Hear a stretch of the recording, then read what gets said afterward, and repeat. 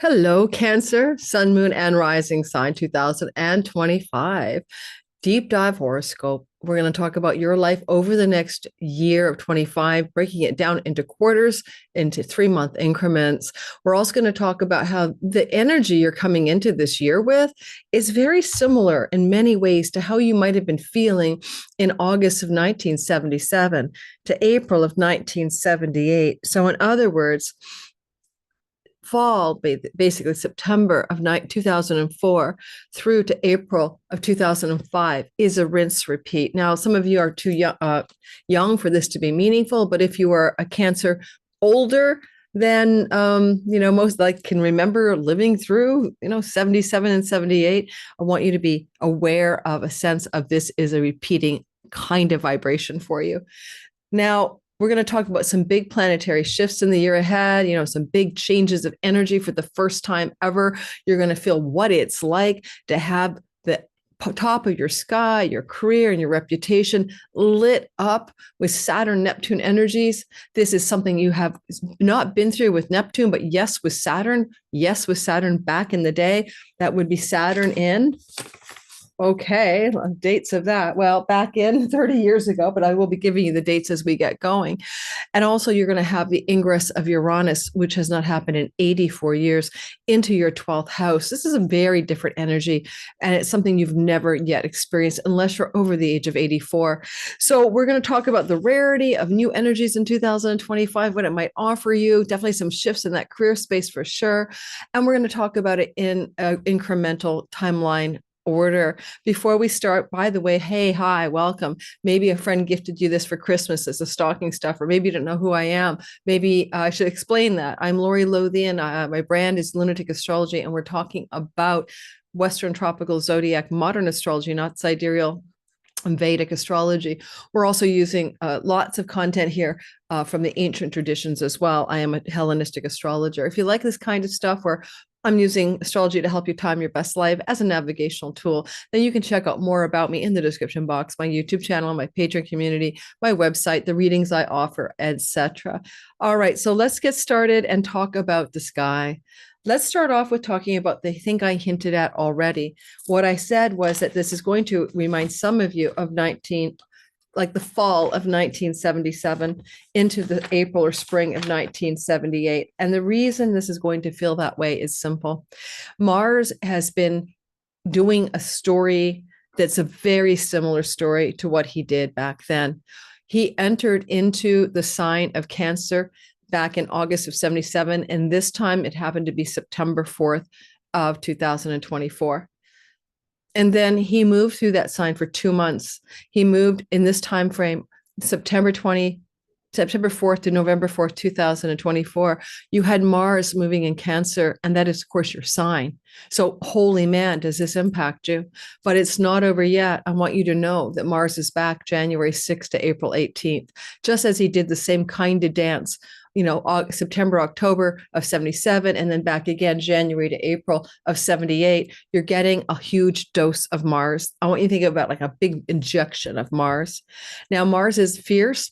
Mars is decisive. Mars is action taking. Mars is courageous. Mars is bold. And Mars is sometimes angry and sometimes cuts and snips and causes harm. And you're the one with the scissors in your hands. Right, you're not being cut and snipped. Other than burning yourself, be careful. Cancer represents water. Mars is something hot or sharp. So be careful for injuries regarding hot water or sharp surfaces near, falling and slipping, in the ground and hitting a sharp object or something. Just be very careful around personal injury or inflammation and heat in the body. That could be fevers and rashes. Well, Mars is moving through Cancer. This is mostly true for the Cancer rising, all right, not for the Sun and Moon, but Mars can do that. Nonetheless, Mars is in a very highly protective state. When he's here, he's like the mama bear going to defend her cubs. She is the one, he is the one here who has a protective stance around home and homeland. Nobody is going to get in the way of protecting my family as well. So the fierce protective element of protecting those close to, those you love, protecting your family is what is here for you. Of course, if it's your Cancer moon, it could be also some kind of protection of your physical home or even conflict connected to domicile and home. But for the most part, you just have a lot of Martian energy infused within your storyline. Mars here is not easy if you're in a long-term love relationship. So go back to September and October, because were you fighting with your partner? Were you arguing with a spouse, or even ready to cut and sever relationships with people important to you, business partners, marriage partners, etc.? There may have been short tempers, but you are the one with the short temper. The vast goodness of Mars here is your ability to make decisions. Mars is decisiveness, and then to take actions and make momentum and movement happen on your decisions. Okay. So this is what I love about it for you. You got your game on, you know what you want, and you're going to go get it. Now, Mars enters into January on the 6th in the sign of you again. Why? Because Mars retrograded into Leo, your second house of money and earnings. He went forward into Leo, your second house of money, resources, and earnings on November 4th. He turned around at 6 degrees of Leo and headed back on December 6th. And he crosses the sign boundary back into Cancer, into your sign, on January the 6th. And he won't turn around direct until February 23rd. This means between January 26th and February 23rd, there is a lot about what you're doing that's reminding you of October. This could be anything going on with your spouse, your career, your home and domicile, your children, and your relationship to those people and situations that is reminiscent of November. Because now you're going back over ground that Mars traveled in November, ground that Mars traveled in October. So things that are occurring between January 6th and February 23rd are to redo, revisit, and redecide about matters in play in the month of October. And so you're going back to old ground, and Mars is doing revisionary movement. And so Mars retrograde is also inward. Outer change happens when he is direct. You begin January with him retrograde. At the 6th of January, when he enters your sign, he's still going backward. He doesn't turn around to February 23rd. My advice is simple. Do not make major life decisions or take major life actions in regards to your home, your career, and your spouse or your children. Wait until February 23rd. Wait till he moves direct. Forget about the shadow thing. Just get that guy out in moving forward.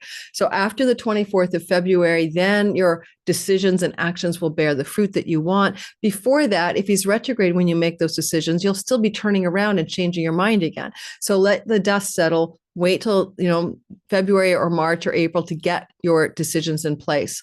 It's not until April 18th that he crosses the sign boundary of Cancer and moves on to your second house of money, earnings, resources. And when he moves into that part of your sky, then he's going to be a self-starter. He's going to be ambitious. And for a couple of months, he's going to go, I've got this. We want to make sure that you, mid-April to mid-July, are able to get what you want in the money narrative. Now, not anything you want, but Mars is very much a self-starter here, and you can be very entrepreneurial during those months. But he also is cutting, slashing, ending, severing, whatever needs to be cut, severed. And it could be, he could be cutting back your spending habits, or he could be spending voraciously. Sometimes Mars likes to spend here as well. But whatever he's doing it because you have been working with him. You have been sitting with Mars, working on your motivations, working on your decisions, working on the actions you are supposed to take.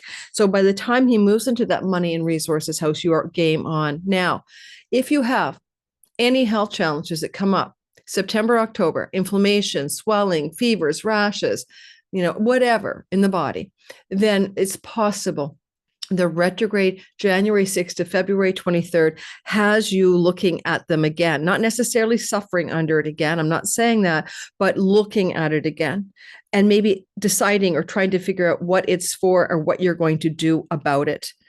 Because then you can work with it when he moves into the second house, because April 18th, when he moves into that Leo second house of yours and is there until June the 17th, then he could change your diet. He's your food elimination guy. He's like slice, cut, cut, cut. No gluten, no ice cream, no wine, no cigarettes, no vapes. What is the bad thing that you eat? You can change your food style significantly. If you don't like the way you look, say some of your problems are you've got rosacea or rashes on your face or problems with your appearance, or you don't like something about your face in particular, Mars in 2 months direct stay in Leo could be facial lasering, dermabrasion, facial rejuvenation. It could be the full-on deep plane facelift, the whole thing. Mars is the god of surgery, lasers, and he's in the house of the face and the teeth. It's also dental work. And some of you within there that long, 2 months in Leo, could do significant dental work. And it'd be something you want to do. Like maybe you had a crown that got infected and you had fever and heat and inflammations. And then you go, I'm going to get this fixed. So dental work, yes, facial rejuvenation, lasers, stuff like that. Some of you cancers might go in that direction. April the 18th to June the 17th. All right. And that's good for you to do that if you want, because Mars is strong in Leo and he's not likely to cause much harm there. But, go back to what you were doing then last time this happened, January through to April of 1978. There you had Mars in your hot sign. And then April of 78 to June of 1978, Mars was going through your second house. Compare dental work, facial surgery, whatever. It's a similar vibe because of the retrogradation and the back and the forth. All right, so those are some thoughts I have. And it's interesting, he goes retrograde on the 6th degree of Leo and then goes backwards on December 6th. So that could be the beginning of some process where you want to do something sharp or laser-like or surgical or fixing something on your face with Martian energy. So it could be you begin to consider that you need this process as of December 6th, but you don't really go ahead and do anything really, until you get way out down the pipeline into mid-April to mid-June. You are running this life on eclipses. So where the Leos run on solar eclipse fuel and you run on lunar fuel. The moon is the ruler of your sign. And because the moon is moving every 2.5 days into a new sign, every 28 days, it's a cycle. You are run on moons, right? Full moons, new moons, all that. So we're going to talk for you, unlike other signs, about your new moon, full moon cycle. But we're also going to talk how eclipses are so important. So what propels the cancers forwards? Okay, it's Jupiter, major player for you, doing a very big deal for you this year. Holy man, he's your ally. He's going to help you. But also, you just run on lunar cycles and you are very much connected to being propelled by the moon, because we start off on January 13th with a full moon in Cancer at 23 degrees of Cancer. You get this on the yearly around this time of year. It's taking a fulfillment of something that began 6 months earlier. And so therefore, if you were to go roughly 6 months before January 13th and go into the summer, the month of June, when we had a new moon in Cancer, this is how you are now propelling, June or July. You are propelling forward for late June to mid-July, or like last week of June to the first 3 weeks of July. You're kind of propelling forward from summer activities. So what was planted in the summer of 2024, you're now propelling forward into fulfillment. So seeds planted then to do with health and wellness and career and home and relationship, all matters of your life, now germinate and fulfill.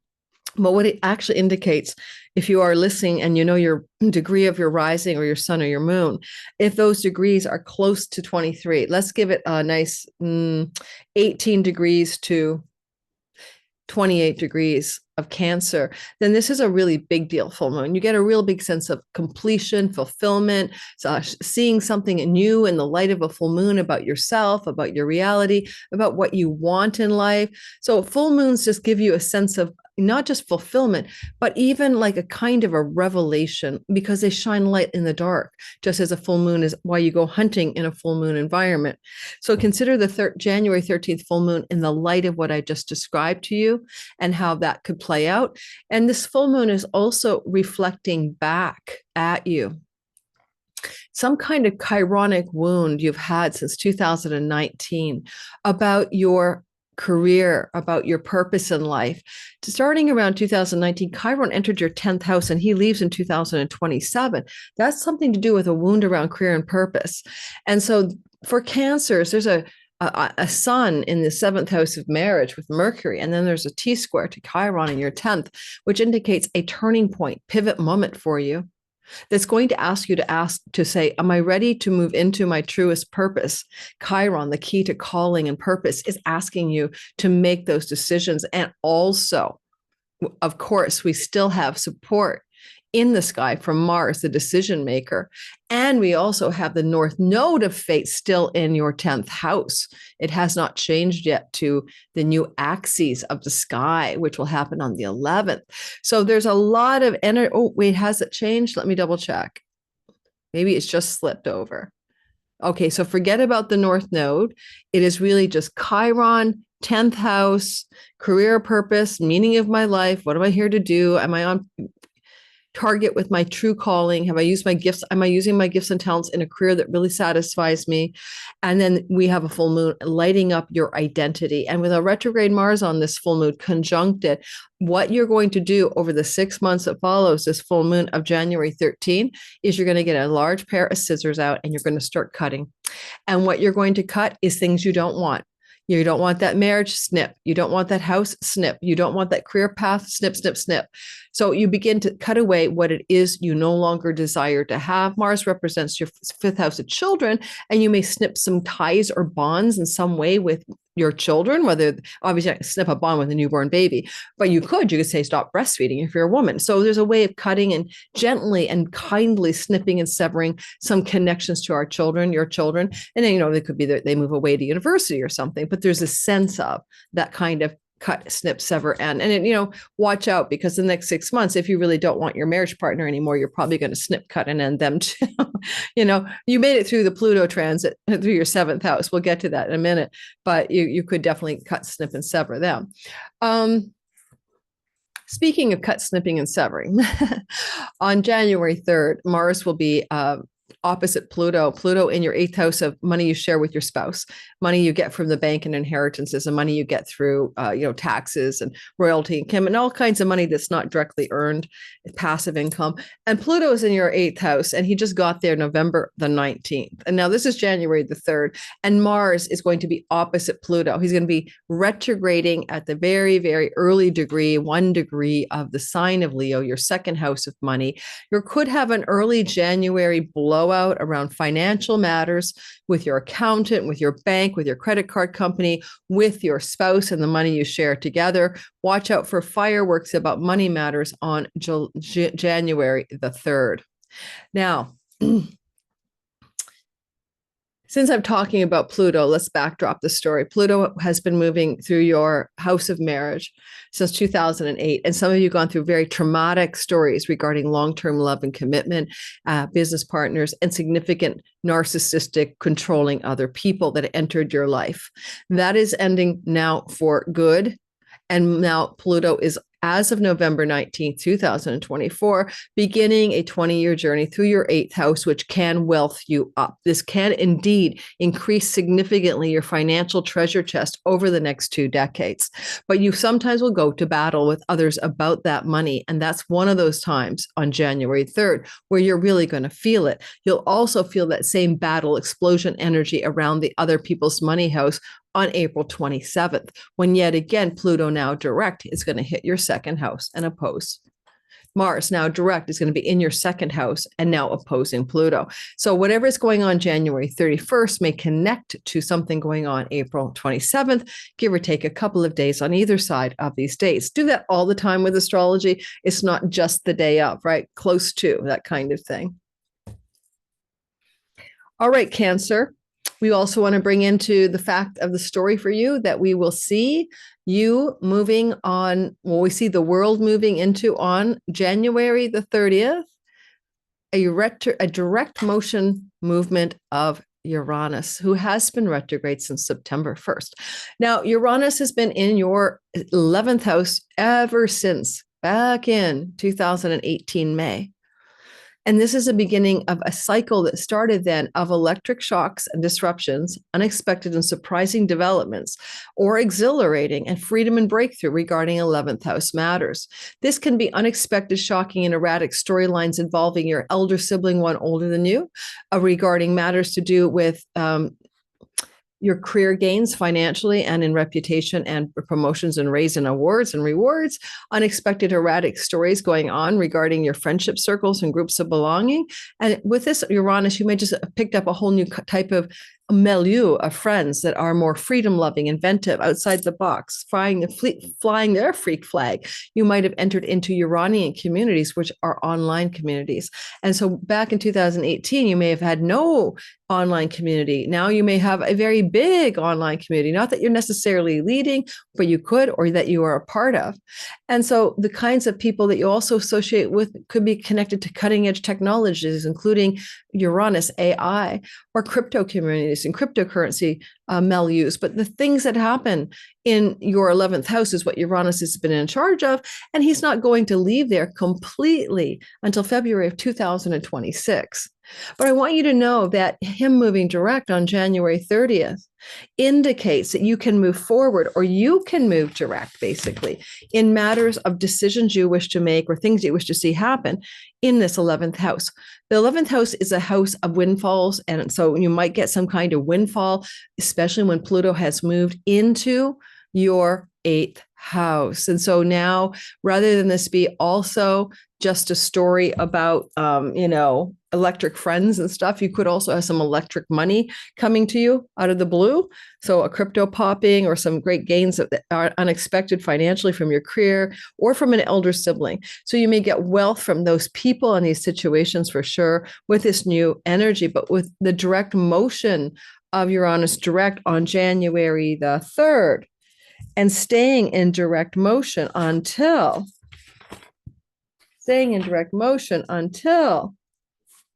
September the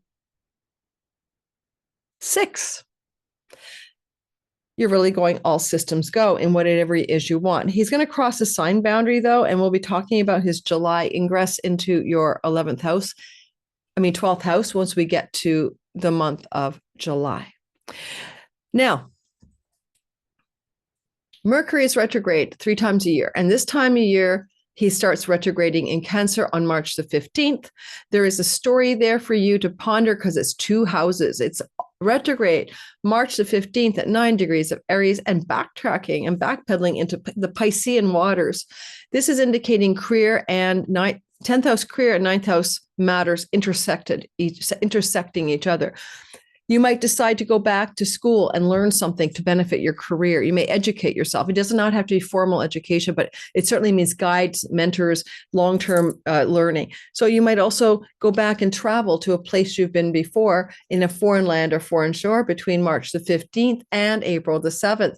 He is going to be on March the 15th, however, when he first retrogrades through to March the 30th, backpedaling in your career house. And that can indicate job opportunities from the past returning, colleagues, coworkers, bosses from the past being in touch with you, or you're revising and revisioning some of your career ambitions and goals on March the 30th through to April 7th. Then he's slipping back into Pisces. Now that is literally a classic traveling to a long distance, far off, foreign shore, a place you've been before, or some renegotiation around legal matters and contracts or book publishing deals, or some reinvestigation of your spiritual faith and really going back to an older spiritual faith or spiritual system of meditation or self-understanding or finding meaning in life that you've already been there before, but you want to redo or reinvestigate. March the 30th, yes, to April the 7th. Because the retrograde involves Chiron on the 10th at the start, going back to see a shaman, a spiritual teacher, mentor, or guide, getting back in touch with you or you with them, March 15th to April 7th. Interestingly, Mercury spends an inordinate amount of time in your 10th house. And this is going to be like March the 3rd, he enters your 10th house and does not fully depart until May 11th because of his sliding back into your 9th. So you got a lot going on this spring, March, April, May, like all of March, all of April into early May about your career and what you're doing up there. You could be communicating, writing, messaging, negotiating. You could just be very much thinking about what you want up there, but you're busy up there. And maybe social, maybe you're doing very social activity around career matters. So I like that for you in some ways, because it really jives with what happened last year. I want you to think about last spring, last summer, last fall. You had Mercury for 2 months, April, May in your 10th house. Compare it to that. Last year was what we call an elemental fire year that you last saw in 2017. And so 2017, 2024, and some of 2025, Mercury wants you to get your act together around job, work, and money matters. He wants you to figure it out. He wants you to get more success. And he spends very much time in these houses of career, money, and work, houses 10, 2, and 6 last year and this year, in order to help you really figure out and align in a way you did in 2017, 18, or with a life purpose. What were you doing with your career? What were you doing with the meaning of your life? Making money and changing something, because this is still playing out. And you started this process to some degree, hopefully last year. Now, moving forward in time, we're going to talk about this Jupiter story. Jupiter entered into your part of your sky that is the 12th house back in the day of May of 2024. And then he moved forward until October, and then he turned retrograde October 9th, and now he's going to go direct February the 4th. What does it all mean? It means Jupiter entered into the 12th house, which is spiritual liberation. You could get a spiritual awakening off of this. You could suddenly, find a guru or a spiritual teacher. You could have a dropping of the veil, a breakthrough, a samadhi, a nirvana, good stories. You could go back and educate yourself. Jupiter loves to learn. He's an education god. He activates the 9th house of higher education, the 3rd house of skills-based education. And so, yes, especially in 2025, when the North Node moves into the house of learning and education, you may indeed do that. Other meanings are travel far and wide abroad, moving to a place far and wide and far away. Good luck with matters to do with legal matters, courts and court systems, book publishing deals, and great success. So that's what he's trying to do in Gemini, which is your subtle backroom deals and negotiations, 12th house. And, a lot to be said for that power of Jupiter there. People could be doing backroom deals and negotiations for your success in publications, 9th house, in anything 9th house. So you're going to hear a lot of 9th house stories. So you better get ready for that, because most of the action this year is going to happen in your 10th house and in your 9th house, career and 9th house, meaning of life, spiritual philosophy, academics, legal matters, publishing. Okay. Foreign lands. Jupiter direct on February the 4th is simply that you move forward from inner riches and bounty that he has been deepening since October 11th. No outer Santa Claus gifts, not till February 4th. Then in comes the bounty. You get accepted at your favorite university or college. You get a spiritual guide, teacher, a mentor, a guru. You have an opportunity after February 4th to actively pursue travel to a foreign country or a foreign land. You have a really good publishing deal on the table for something you want to publish. And that is possible February the 4th through to November the 11th, because that is his direct motion window of time. Although in July, he will leave your 12th house. But we're saving that for July, because that's when you're going to be jumping up and down, thanking the heavens for the ingress of Jupiter into the sign of Cancer, his exaltation.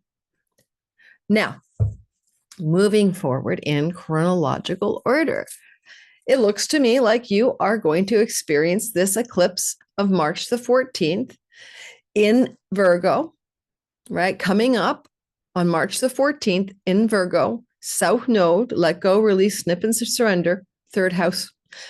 Now, the 3rd house is a sibling one younger than you. The 3rd house is your aunts, uncles, cousins, nieces, and nephews, and neighborhood.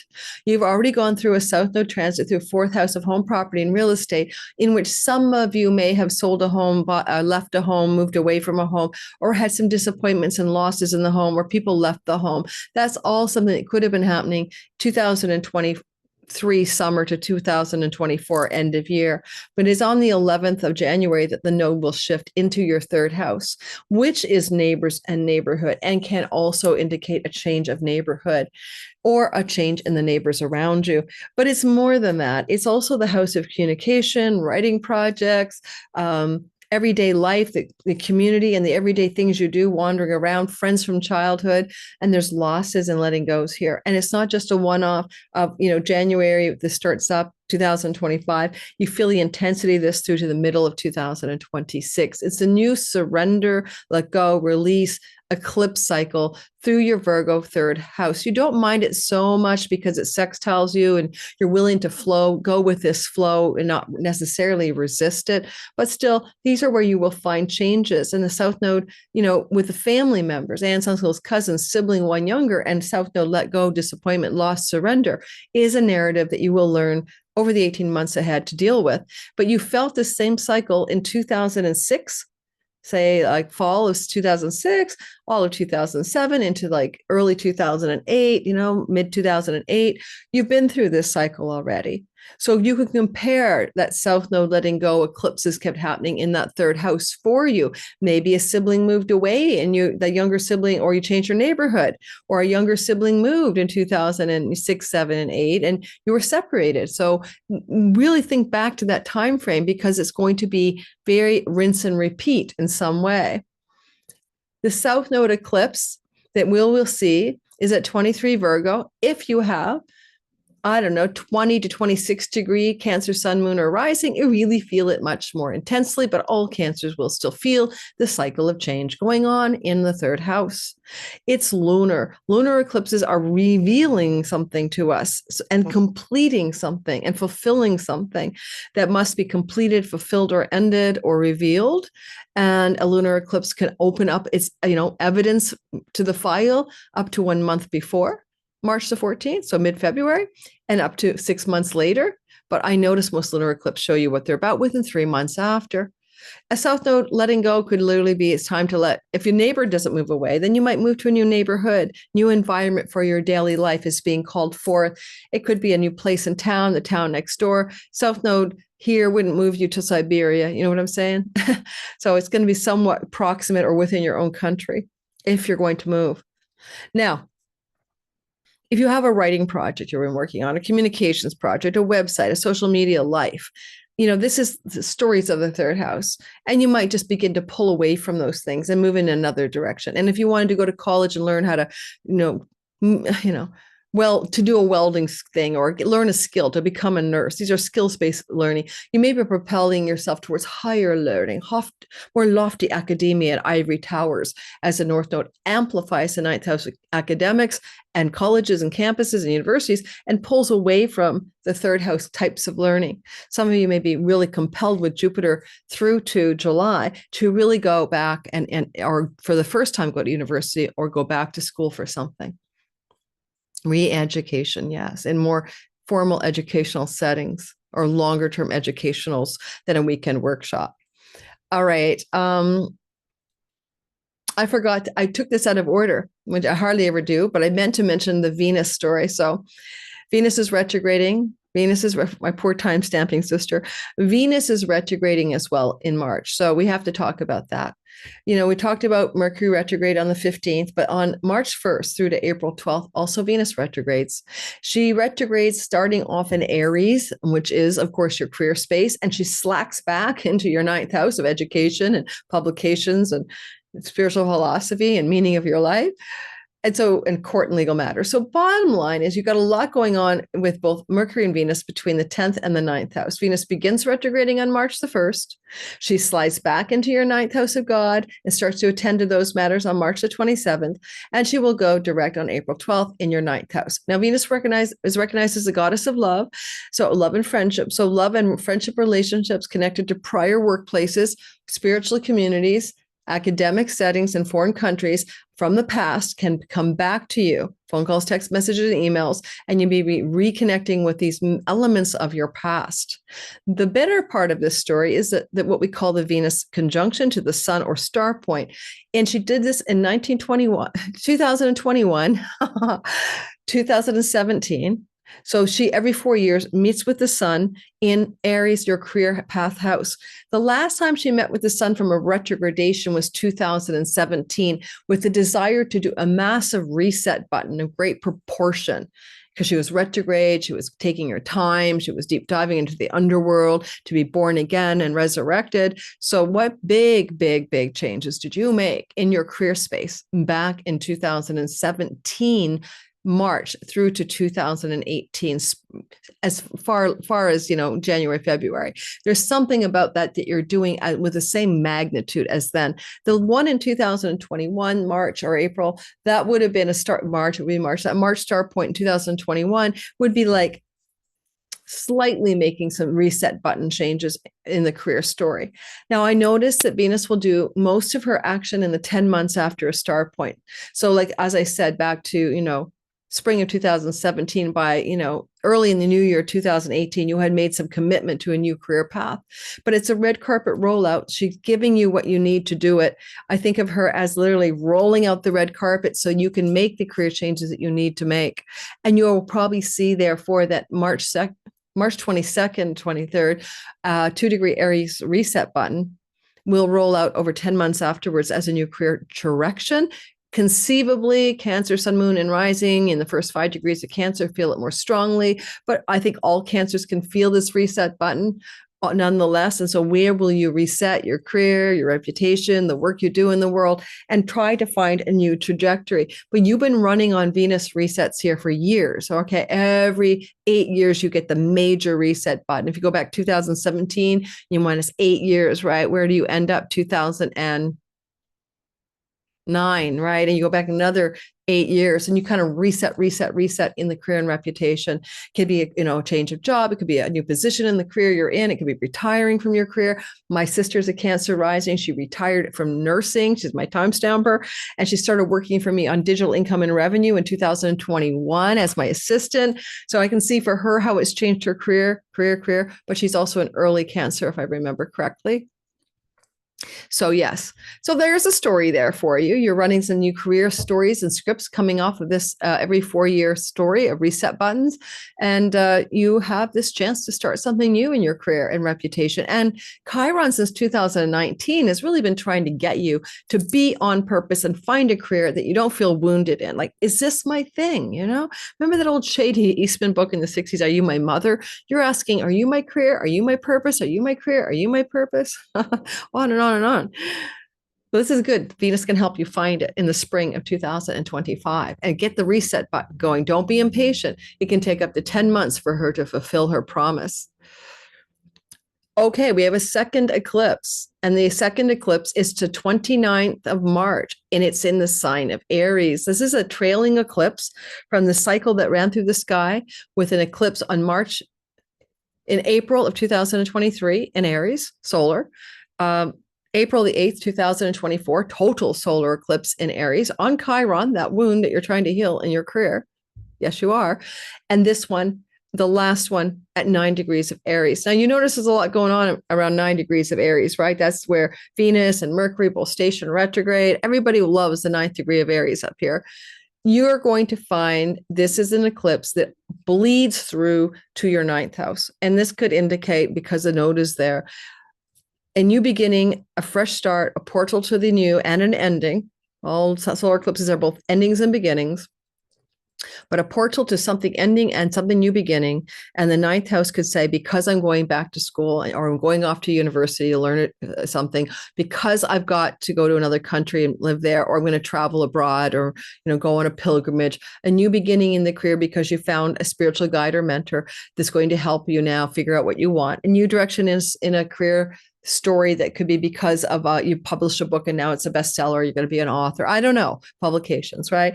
But technically, Dharma and the meaning of your life is the 9th house. So it's moving your career towards a meaningful, purposeful direction, not a job, not making money for its own sake. And this energy plays out, yes, most powerfully for, I'd say 0 to 15 degree Cancer, Sun, Moon, and Rising. But let's say you could all feel it still, and all of you could have the opportunity for a more meaningful purpose in career.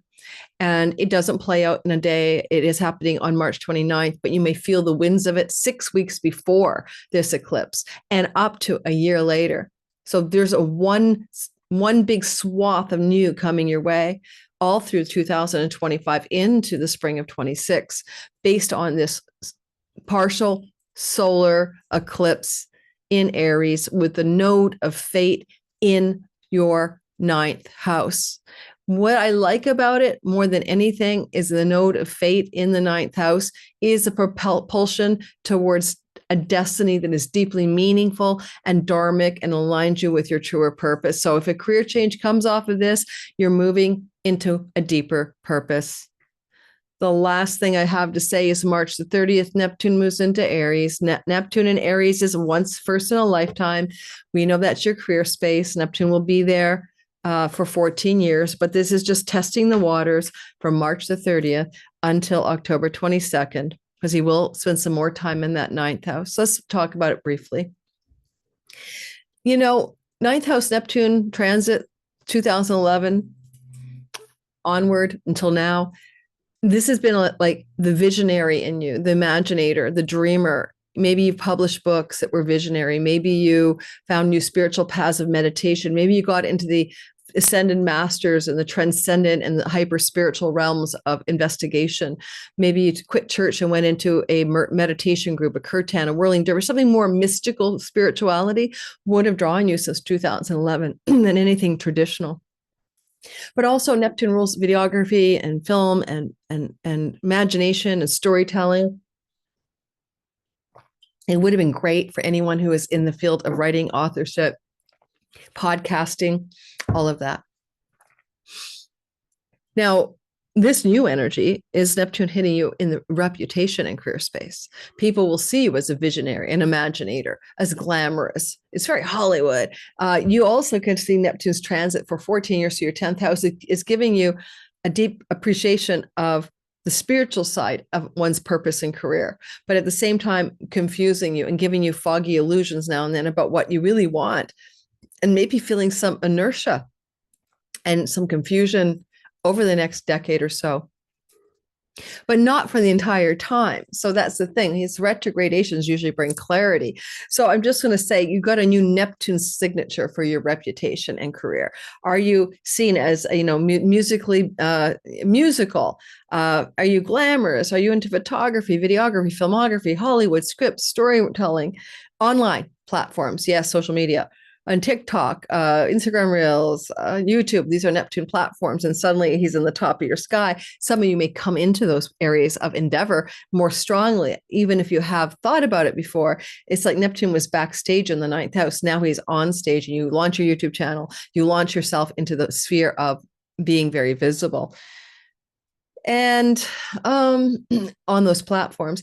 And he will be here till October 22nd, but he comes back next February of 2026, and you get full on, then you'll know what this is for, and you'll be living it for at least 14 years. Now, we're going to draw a card, and I want to ask a question for you.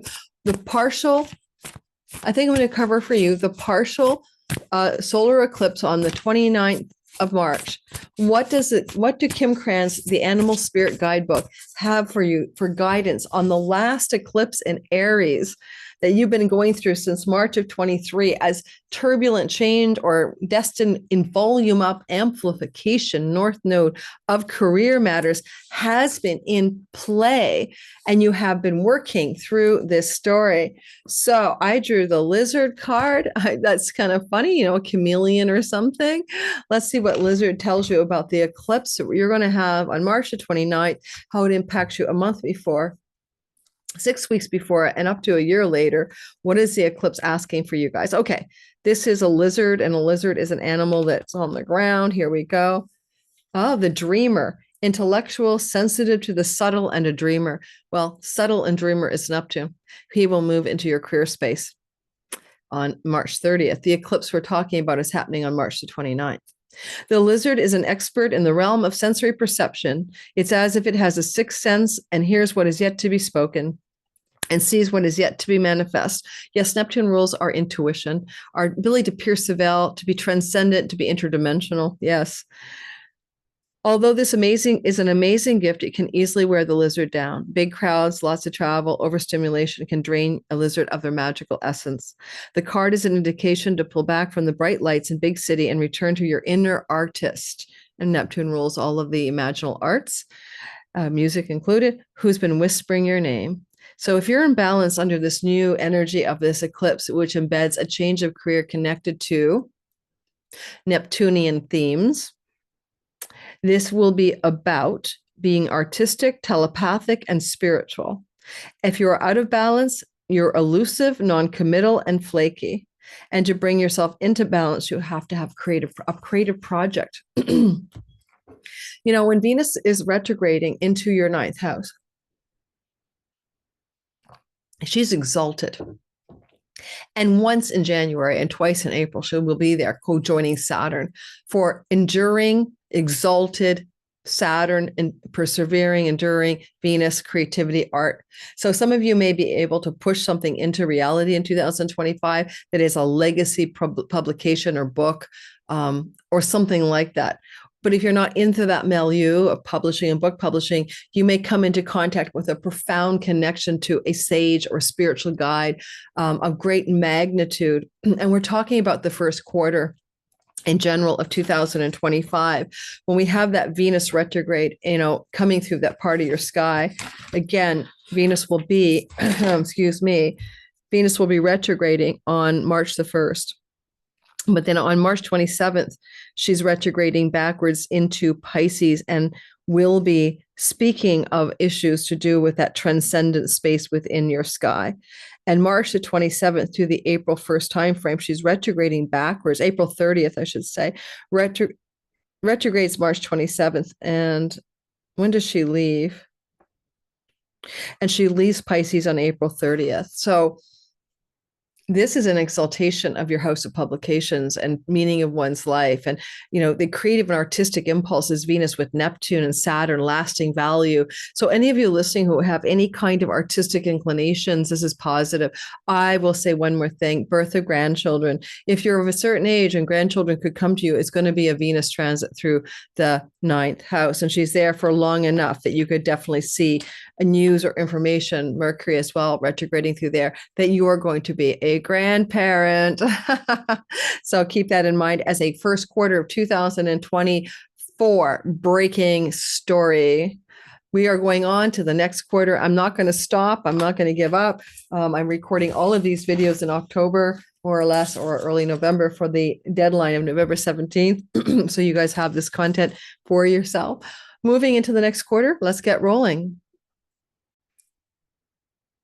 Now, one thing I want to say, Cancer, is that you are, as I said, a lunar ruled being. So we're going to really focus on some lunar themes like those eclipses, which, all eclipses involve the moon, but, lunar eclipses in particular. But we're moving into the April quarter, April, May, and June. We have no eclipses. So we're really not focused on that this much. We're going to talk more about how Jupiter's going to love you up and other things going on. So get ready for the breakdown as we get through the storyline. Let's start. And just before I do, I just realized I'm losing battery charge. So Mercury goes direct April 7th. We know that already. We talked about it, but that's where you can now move forward unencumbered in making decisions around publications, schools, education, travel plans. If you travel to a foreign country during the retrogradation, that's wonderful. That would have been you traveling, March 15th to April 7th, somewhere you've been before, far, far away. But now April the 7th, you're moving forward and you can get all your stuff done around academics, universities, spiritual communities, travel, and visas and passports. All systems go, including any kind of legal court matters that need to be resolved without any kind of kerfuffle. On April 12th, Venus is now direct. She's exalted in your Pisces house where Mercury was, and she's moving forward too. And again, everything ninth house can go forward with great ease and aplomb. As Venus moves into direct motion, it is on April the 30th. So April 12th to 30th, she's in your ninth house of God, but on April, and she can bring Lakshmi, luck and prosperity and good things to you and flows to you and makes you feel good. I love that for you. Like April 12th to the 30th, actually, she's pulled back the drawstring. She's pushing forward towards your career house until April 30th and making you feel loved up because she flows to your ascendant in a water trine from her exaltation. You're just going to feel good about life, feel good about yourself, maybe have a tan as you got back from a vacation. You just feel good physically as well. And then on the 30th of April, she slides into Aries. And that's important because when she's here, she's going to try to help you beautify, bonify, and increase your prosperity and success and your luck in your career part of your chart. So she will move into that part of your sky called the Aries part from April 30th to June the 6th. That's a long stay. So you could get some really significant career advancements here if you wanted to apply for a new job, get a raise or promotion. If that's something that's your type of storyline, because we don't all have the same stories. Maybe you're self-employed. Then if you're self-employed, it's just you're getting more social, more visibility, more popular appeal. When she's here, April the 30th until June the 6th. I'm going to double check those dates just in case I got them wrong.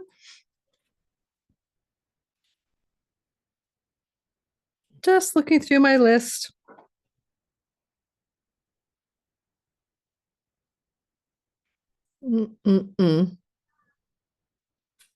Venus will enter Aries on February the 4th because she's there because she retrogrades, and she leaves Aries on March the 27th. I don't know why else I got something different.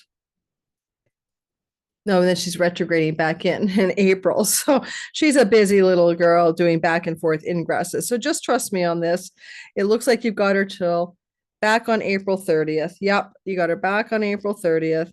And she doesn't go into Taurus until June the 6th. I was correct. So April 30th, all the way to June the 6th. This is your ideal time proactively to apply for a job, to ask for a raise or promotion, to go out in public, to speak in front of, a board meeting, to go off and do something in the public. If you're self-employed, you do online world and you maybe go viral or some success with a video. Anyway, she's going to be giving you this career and reputation sweetness.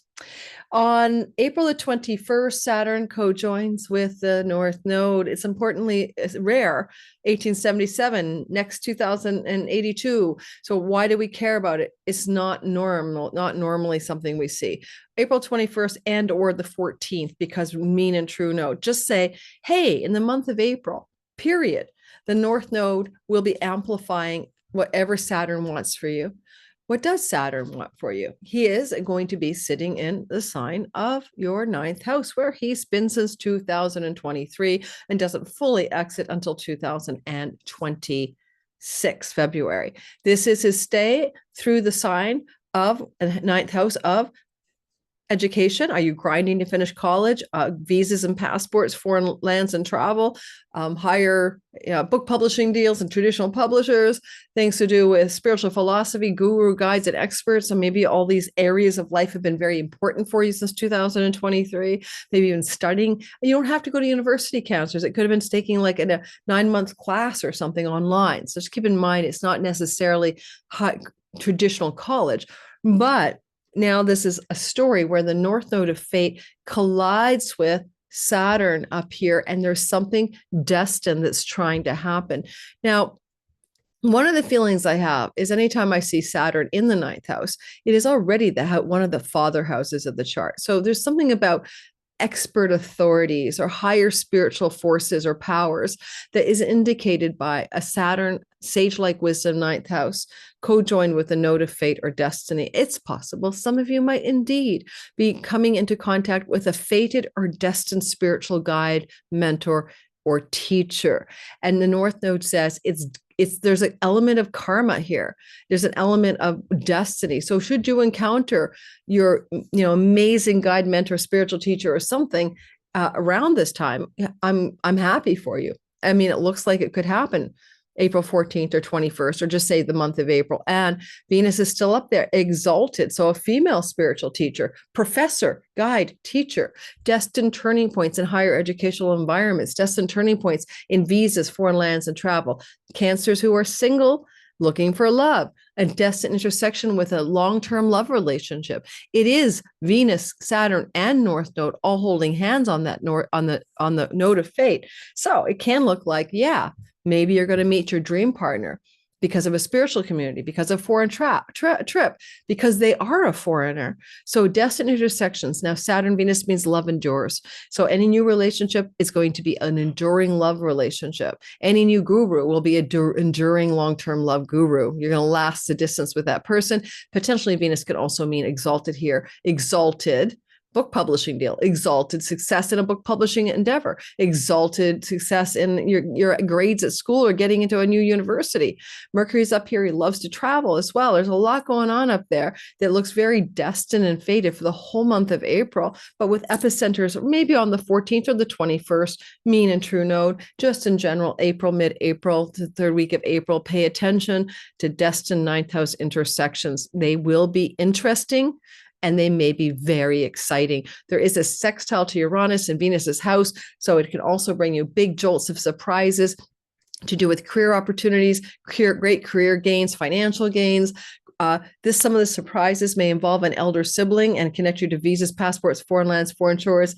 For Uranus is in the house on the well star algol of a sibling, one older than you, or a friend or ally or benefactor, favoring you in a destined fated way that brings great intensity and surprise. We even have flow from Mars in the first house of you. Your actions and decisions are lining up with the sky. I want to say April is a very special month for you, because even Mars, as you participating in actions and decisions, is going to yield incredible results in the month of April.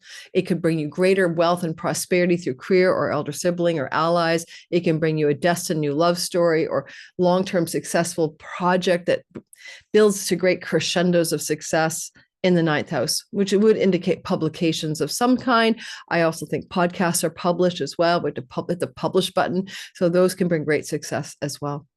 Now, Pluto retrogrades on May the 4th, and he is going to retrograde till October the 13th. He starts retrograding at 3 Aquarius. This is your new story. What have you been doing since November 19th of 2024 in your long-range money, taxes, tax structures, shared monies with a spouse, inheritance monies? What has been happening here? Because now you're going to pull back and look at deeper excavation of those themes, deeper investigation of those territories of shared resources. Pluto can bring great wealth in the next 20 years. You could get royalty income, ad advertising income, inheritance money, shared monies from spousal situations, and including separation, divorce, and widowhood. Sorry, but that's Pluto in your 8th house, and he's going to be there for 20 years. So, but now he's pulling back.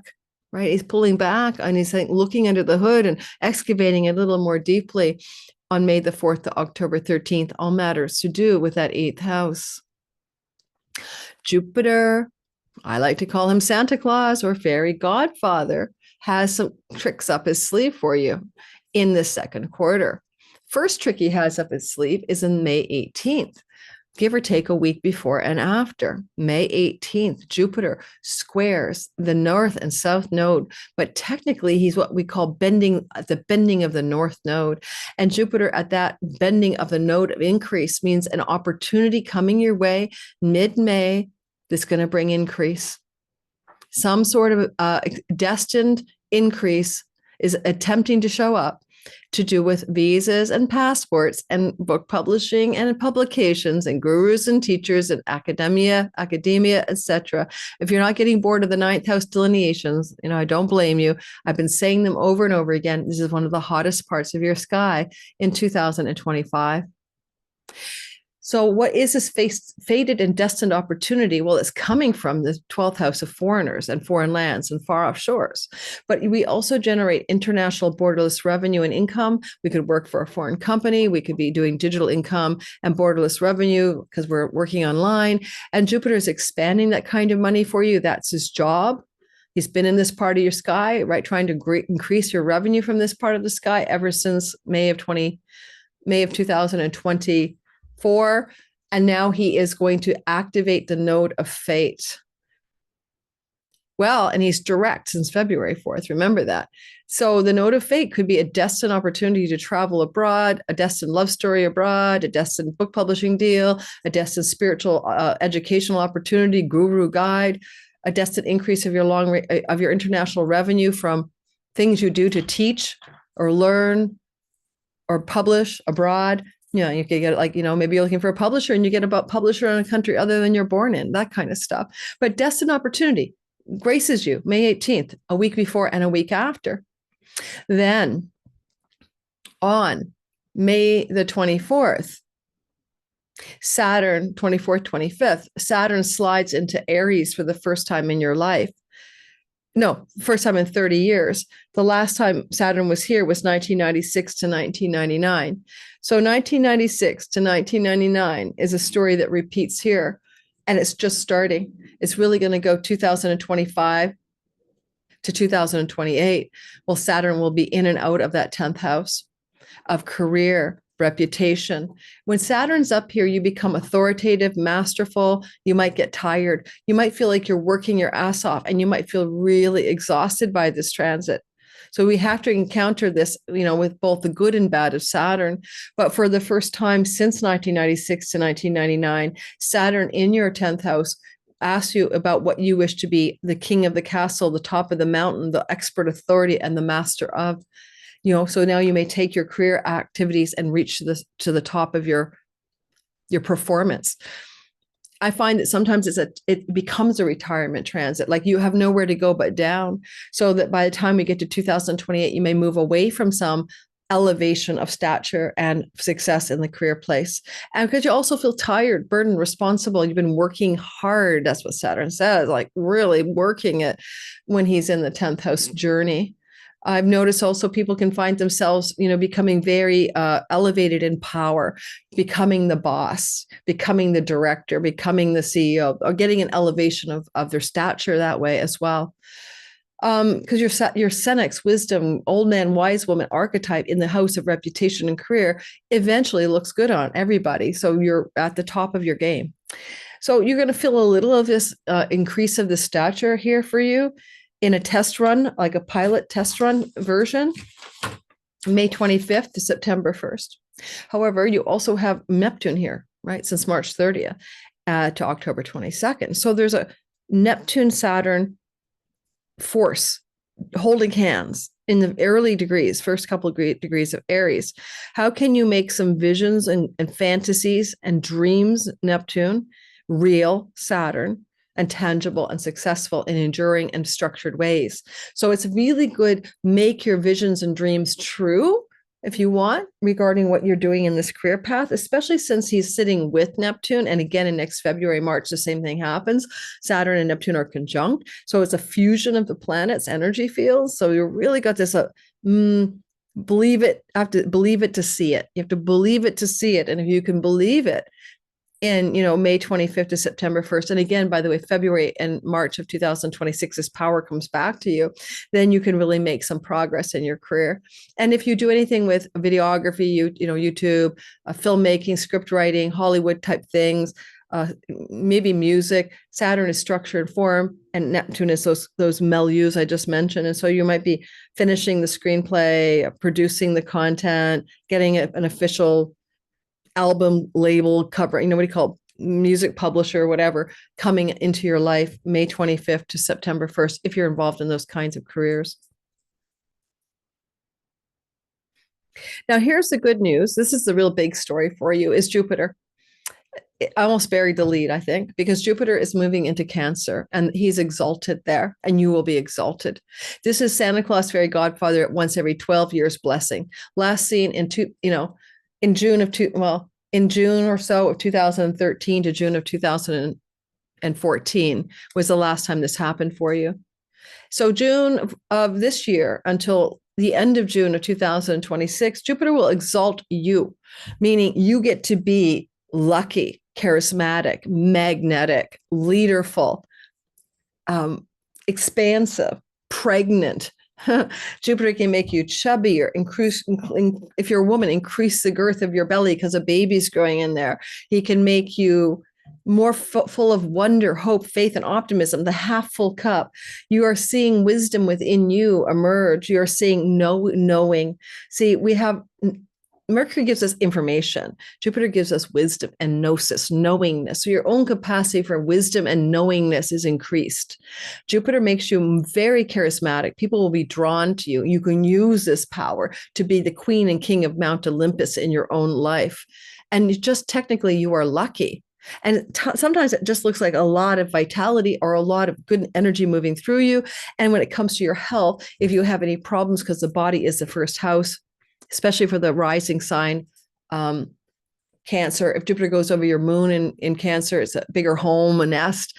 If Jupiter goes over your sun in Cancer, it's a bigger career, but it's a bigger everything, including your body. If it's your rising, bigger energy. You are bigger, go big and go home, or go home. Yes, you are go big and go home. You are the bigness. So you are very big. You're very bigly in this energy field. So you may as well enjoy it. You only get it once every 13 years, but it's always different. It's never the same story because planets move around. So Jupiter moving into Cancer starting on June the 9th ends up becoming quite intimate with or flowing to other planets in the sky. So you have to overlap who's on first, who's where in the sky. So let me give you a couple stories about this beautiful new beginning that you're going to experience that lasts about a year. And if you're a man or a woman, it doesn't matter, and you wish to have a child and you're a Cancer, sun, moon, or rising, this is good, especially the Cancer moons, because that can indicate pregnancy as well. So it's not too shabby for fertility stories as well. So this ingress on June the 9th is powerful, but as Jupiter ingresses into this part of the sky, he is in a profoundly positive or flowing connection, okay, to the nodes of fate, south and north nodes. So the way you increase your success in the 9th house of God, publications, publishing, where the north node will be traveling and the eclipses will be happening, is through Jupiter's support. So all of a sudden it's easy to let go of third house things and move into the milieu of the 9th, where your amplification volume up is happening, where your increase is happening. So certainly Cancers in the publishing industry, classic book publishing, can really come into their own during this transit, or college, university, campus settings becoming super evocative of good things trying to happen for you. And Jupiter will be coming into this part of your sky in the first part. Let's go June, July, August, kind of squaring June, July, August, squaring the Neptune conjunction to Saturn in your second house. And that could indicate massive, critical, positive turning points in your career as some of your long-range dreams and goals are becoming true. And Chiron says, are you back on purpose? And you say, yes, I'm on purpose. So there's a nice energy, June, July, and August, of amplification of good success in that career as well. Okay. And I'm going to draw a card for you on that. What does it say in the enchanted map that you should pay attention to? And this is Colette Barron-Reed, about this vibration you're going to have for a year of Jupiter exalting you.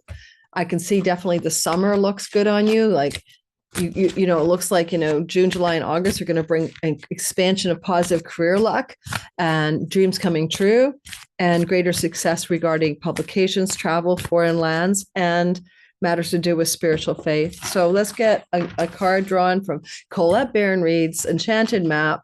And it is the compass card. Now, I find that interesting, right? Compass is, I think, an interesting word for what Jupiter can help you do, because he is the knowing, the gnosis, and the wisdom, not the information. We make decisions today based on information, but that's not the best way. We want to go into our inner guru, our inner knowing, and make the decisions from a deep place of understanding. The Sufis will say that we have thinking and feeling, and they're not good. They're not good enough. You have to feel your way or think your way to what you really need. You need to know it. And that's the knowing part. So as long as you orient your compass to true north, the direction of your higher power, you will never be lost. You're entering uncharted territories when Jupiter enters into your first house with the north node in your ninth. And truly that is uncharted. That's different than 2013, 12, 13. It's not the same. You're entering into uncharted territory, 2013, 14. It's different because the nodal axis is in a different place. You're entering uncharted territories right now, and you can expect wonderful new experiences. Stay on the highest path of your destiny. You'll need to keep your compass pointed to true north. And true north is the north node in your ninth house of God, because Dharma and our true calling and the meaning of life belongs to the ninth house. So there is a true north in the sky. It is the north node's transit through to summer of 2026 through your ninth house.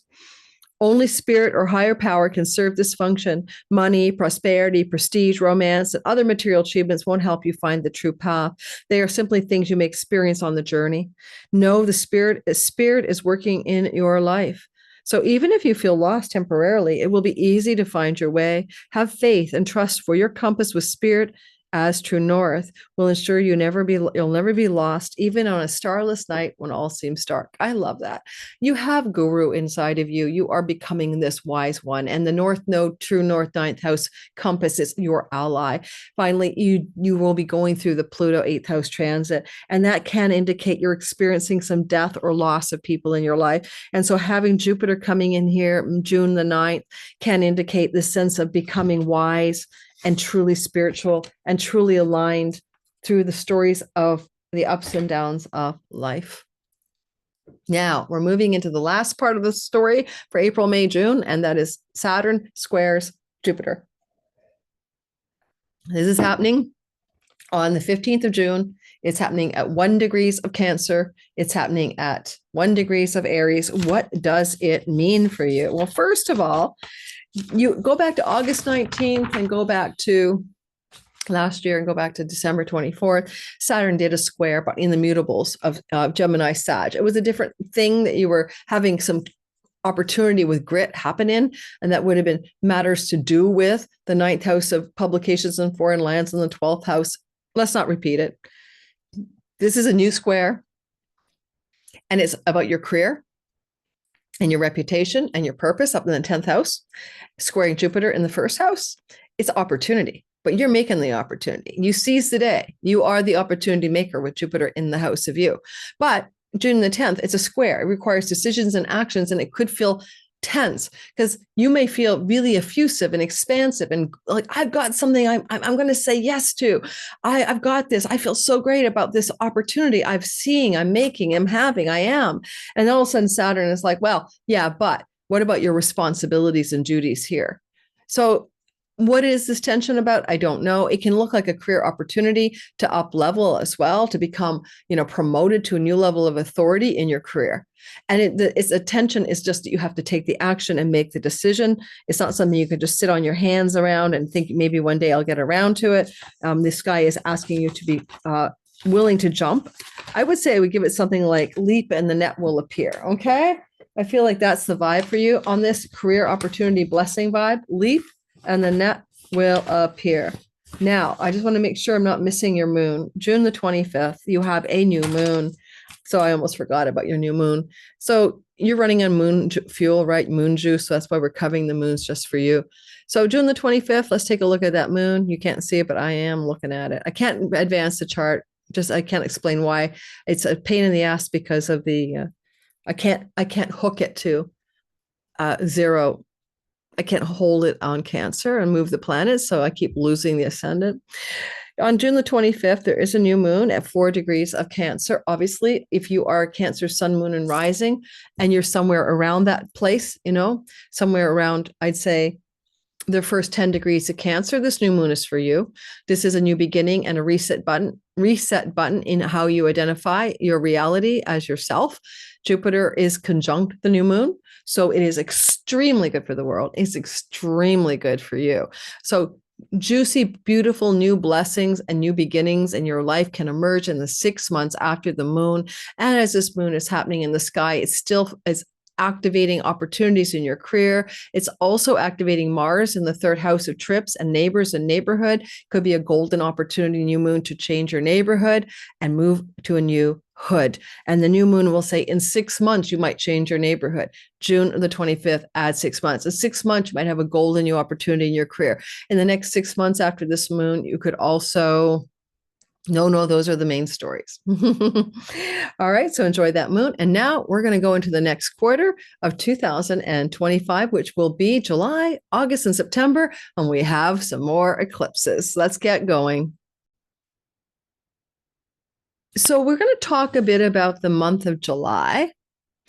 And it is going to start on July 4th, Independence Day in the United States. It's going to start with Neptune heading retrograde. Now, it's so soft and gentle when he moves backwards, but what it does is it begins to open up your eyes to some things that were just not real, fantastical, illusionary, rose-colored glasses, regarding career matters mostly, things that were trying to germinate in your career and reputation space. Now he's going to pull back the veil or the froth or the fog underneath the surface. And his retrogradation in this kind of energy field of your career is truly about seeing what you didn't see clearly, understanding what's truly practical and useful. The retrogradation July 4th to October 22nd is asking you to look clearly at what's underneath the foam and the froth of what your visions were that you can actually rely on. And then on October the 22nd, he continuously retrogrades back into your ninth house of God, book publishing deals, foreign lands, you know the drill. And now you're looking at what you can see there that's real and true, because it's until December the 10th that he retrogrades here. And then he goes into direct motion on December 10th in Pisces. And by February of 2026, he enters your career house and never goes back again to your ninth, and spends the next 14 years helping you with all of the matters to do with career, reputation, and your visible purpose in the world. Certainly a good instruction for you guys is, if you're not in the online world where we have, video platforms and stuff, which he rules, and you thought you want to jump on in there, then this is your time to be a star, to be a Hollywood glamour person in the videography world, or to have your music take off, or to get your modeling job or acting job or Hollywood job going. And not we have Hollywood anymore, you know what I mean? Netflix and all that stuff. Well, what else is going on July 7th? Yes, we do have a story. That's Uranus entering into Gemini, the first in a lifetime that you're going to have this extraordinary experience that lasts 7 years. We last saw it 84 years ago. Your Gemini sky is your 12th house of enlightenment, moksha, liberation, Buddhahood, samadhi, nirvana, shunyata, take your pick. You could go full on here. Certainly Uranus is electrifying. It's shock and awe, but it's also pineal gland, third eye. There may be a beginning of a new deepening and opening up of your intuitive psychic abilities using the third eye, and recovering past life talents in that regard. For sure, we're starting to feel it. The first foretaste of it is coming up in 2026. Now, I think one thing about Uranus is he's very innovative and inventive. And this is the 12th house, where you do things back by yourself, home alone, in the dungeon of your creative time, solutudinous time. And so your creative solutudinous time, being all by yourself, is Uranian. So it's inventive. So you're very inventive, you're original, and you're in that kind of way you do things behind the scenes. He's going to be here from July the 7th to November the 8th. And then he's going to go backwards into your 11th house, the sibling one older than you, gains from your career, allies, benefactors, groups of belonging. So he'll have more touch points back there. But by, May of 2026, he'll enter into your 12th house for a solid 7 years. So you'll have to get ready to experience a whole new world of how, I find that transit can lead to like you don't have to meditate for 1,000 years or study with a spiritual teacher. You could have spontaneous spiritual awakenings. Okay. Boom. All of a sudden, like a lightning bolt of strikes, and you understand the nature of reality. You are walking on water. You are Neo, liberated from the matrix. So that kind of stuff is there for you guys if you want it. Not many people do. There's a downside to being outside the dream, right? Knowing what's real, but you could do that. So if you're Cancer looking for spiritual enlightenment, awakening, it's coming your way if you want it.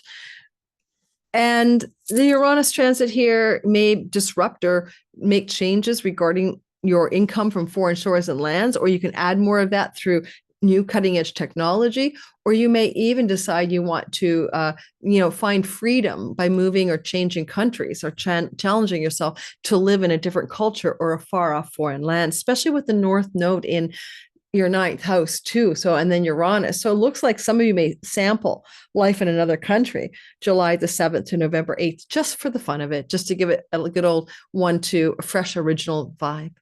Well, okay, we're going to talk next about July 13th. Remember I said how July 4th, Neptune retrogrades back. It starts to head out of your 10th house of career, where he's been for a bit. Well, now also we see Saturn also going backwards from about 1.5 degrees of Aries. And so it's literally the dream team, Venus and Neptune and Saturn were like, make the dream real, like don't fantasize, get a tangible, concrete result here in whatever in the Neptune things we're doing, anything I told you, all the meanings of that, music, writing, Hollywood, screenplays, visionary abilities. Anyway, the retrograde, they're both pulling back.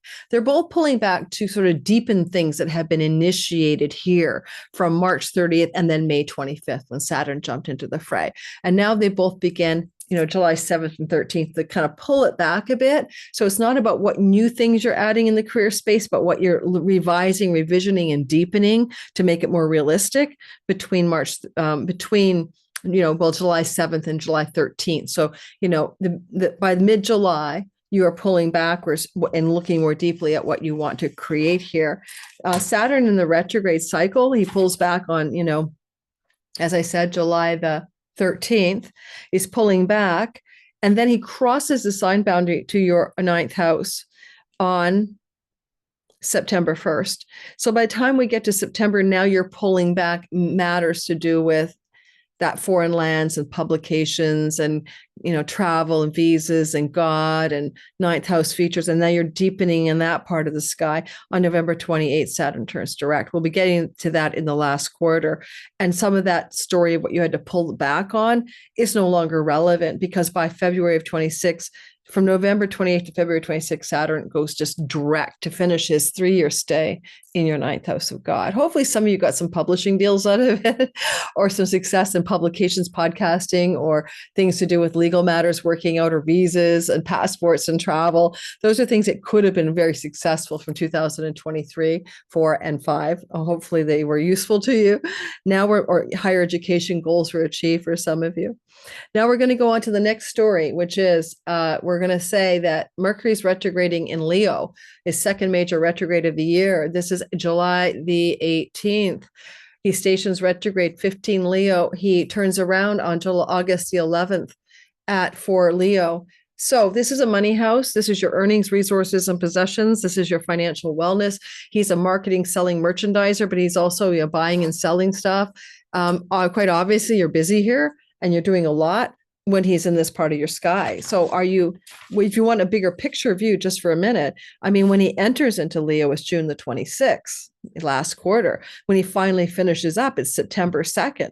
So that's like July, August into early September. What are you doing regarding money matters? Are you selling a property? Are you buying a property? Are you negotiating a new work contract or deal? When he's retrograde, okay, when he goes backwards, you have to go backwards too. You revise something that you thought you wanted. So, you think you know what you're doing. You want something, June 26th, and Mercury retrogrades, and you're like, oh no, July 18th, August 11th, let's revise, rethink, and redo. And then he goes direct on August 11th to September 2nd. But it's all about the money, honey. It's all about your resources with your spouse, your inheritance monies, your money from sale of property or purchase and buying. It's money that you have if you want to sell things, right? So you could sell your sofa, sell your home, you could dispossess yourself of things. But he's also flowing to the 10th house, which means, job contracts and job deals and negotiations, and flowing to the 6th house are very active for you during this window of time. But a lot of negotiations and details and focus and reorientation around financial matters, a long window of time, as I said, June 26th to September 2nd.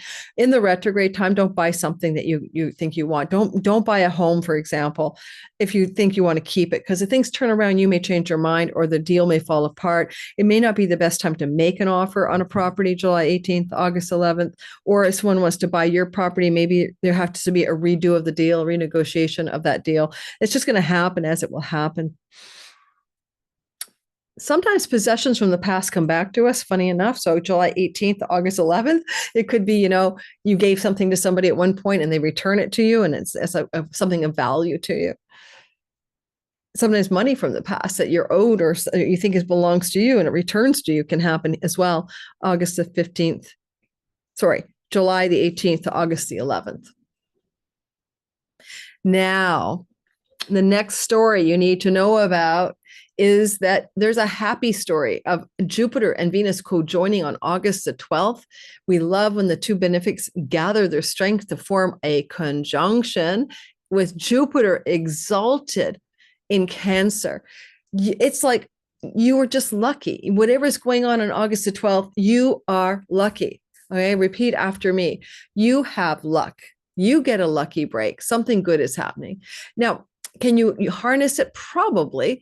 I'd like do anything that involves the word luck on that day. I mean, it takes a lot of luck to win a lottery ticket or something. So taking that August 12th conjunction, using it for your best good, buy a lottery ticket. I mean, it's not the most obvious thing in the chart that I'm looking at, but who's to say what God wants the luck to look like, or the divine wants the luck to look like? So you are a Jupiter Venus person, and there is luck here for you.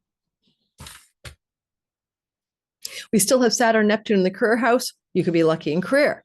You could be lucky in, and this conjunction, the luck. August the 12th, give it about 3 or 4 days before and 3 or 4 days after. So around that time, you're so damn lucky.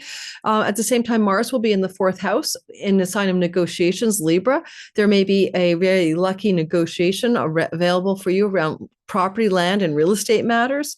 That's one way of looking at it. What else could this luck look like around the 12th of August?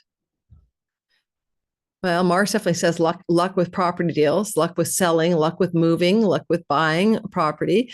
Mercury will be with the sun in the 2nd house. Good for, buying and selling property. Luck with buying and selling property. Some luck maybe in the career zone as well. So those are the major areas, but it's just lucky in general. So you are lucky. So some luck befalls you as you are all full of four-leaf clovers around that time frame. August 12th, a few days before and after. September the 1st, Saturn retrogrades into the sign. Like he's already headed backwards as of July 13th, but now he slides backwards on September the 1st into your 9th house. And I already addressed that. So now you're revising 9th house matters, revising a manuscript, revising a travel plan, a visa application, a higher educational goal, revise, revision, redo, rethink. He's there revising in that part of your sky until December 10th. When they turns direct. September the 3rd, we have some more luck. Jupiter, Santa Claus in the sky. You are that Jupiter. Trines the North Node of fate. A super lucky opportunity to win an illegal court case, to get a book publishing deal, to have a successful book outcome upon hitting the public. September could be an opportune and destined moment regarding foreign travels, foreign lands, visas, and foreign shores. Opportunities coming into your life in that area. And, it depends. Maybe you got accepted at your favorite university, and this is early September, you're starting school, but there's a feeling of destiny and fate is unfolding for you in September 3rd, give or take a week before and a week after.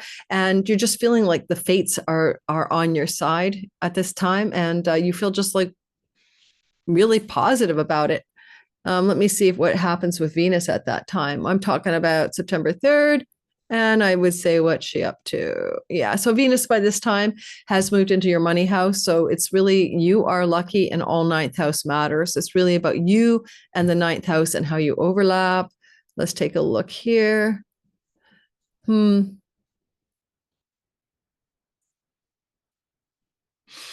As Jupiter says, you're so lucky. In a trine to the North Node. He's also in a square to Mars in the 4th house. So again, maybe some matters to do with home, property, land, and real estate are still engaged here. And I wonder if some of you could move to another country or sell your home to a foreigner, but there's a lot going on at once. But again, it's the opportunity and the expansion, the volume up is the 9th house. And it's a Lakshmi house, it's a wealth house, a prosperity house, and a luck house. So you're having some luck in very many layers of reality during that time of that conjunction. And during the conjunction itself, you'll have the moon in the 7th house. So could be also luck for your significant long-term partner if you have one, and you as well. Now we're moving into the next story of this quarter.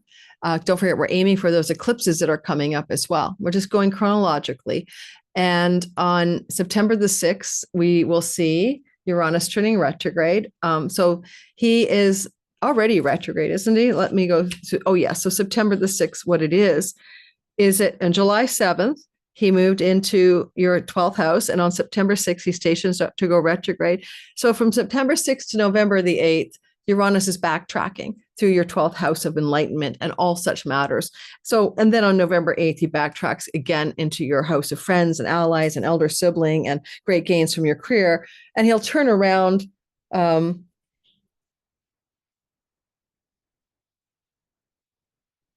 He'll be retrograding till February the 4th and turning around in February in your 11th house. It's a long story, but just know the retrogradation is the inward genius, the ahas, the insights that come from the pineal gland. So that's more likely a time you're going to have a spiritual illumination of any major proportion. It probably would be a possibility between the retrograde turnaround point of September 6th through to November 8th. So spiritual illumination may land on you in a lightning bolt tower-like moment if you're looking for that kind of thing. Or places from the past that you've gone to visit, and foreign places and foreign shores that are about freedom and rebellion and being an outsider, like being a outside the cookie cutter norm. You might go back and travel to those places yet again during that window of September 6th to November the 8th. On September 7th, we have a total lunar eclipse, 15 degrees of Pisces, powerful, middle of the sign, big deal eclipse. It's going to be right up there in that 9th house. Total lunar eclipse can be felt over the course of approximately 6 months afterward and up to 1 month before. The totality is important. What is total is very intense. There's almost a giant full moon flashlight with the eerie red glow, right? Eerie red glow in your 9th house of God, book publishing, and all those 9th house meanings. The amplification of the 9th house of God and meaning, blah, blah, blah. It could be a really lovely introduction to you of a foreigner, a foreign person, a foreign situation, but it's also fulfillment and completion. And you see something new up there that you haven't seen before. Spiritual guides and teachers can come from this as well into your life over the 6 months that follow this total lunar eclipse, or a real deep understanding and grokking of your true north compass and what it is you're here to do, because Chiron's getting ready in 27 to stop the wound of career. And this full moon is so beautiful. And Jupiter is flowing to it. It can light you up in a complete revolutionary way, where the true north understanding about who you are here to be in this world, what your true purpose and career path is here to do and be, can be illuminated from this eclipse. About a month before, 6 months after, expect to see something new. But of course, you could be moving to another country because the South Node is changing where you live for some of you, and Mars is suggesting the same. Or you could just be moving your neighborhood, of course. But there's a big illumination in the 9th house. I do love that Jupiter is complicit. He's in a almost perfect trine to the node of fate during this eclipse. So this is going to be felt as a big, powerful yes. You're going to love what this fate, destiny eclipse is bringing you. Grandchildren. Oh my God. North Node is increased in the house of grandchildren. If you always want to be a grandparent, Jupiter also flows to your house of children. This could indicate the beginning of grandparenthood.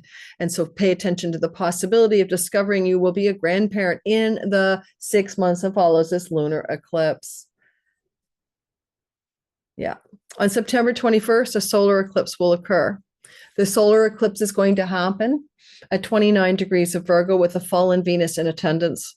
Now, this is your house of the neighbors, the neighborhood, the daily life, your younger sibling, one younger than you, and it's Venus in her fall on a South Node letting go eclipse. There may be some difficulties with an aunt, uncle, cousin, niece, nephew, sibling, likely younger, that you're going to see unfold in the year after this eclipse of September the 21st. Same with neighbors and neighborhood matters. I mean, maybe the neighbor from hell is going to move into your neighborhood and you're going to be dealing with it. And that eclipse shows you that it's going to last a year. I mean, that's a very benevolent way of putting it. You know who knows what it is, but it's there. And so you've got to deal with some kind of disappointment, loss, surrender, flush the toilet, let it go in the neighborhood, everyday daily life, online world. If you're one of those people who's addicted to your social media or whose life is putting you in the online media space too much, we keep seeing the need to let go here, to release that part of your life.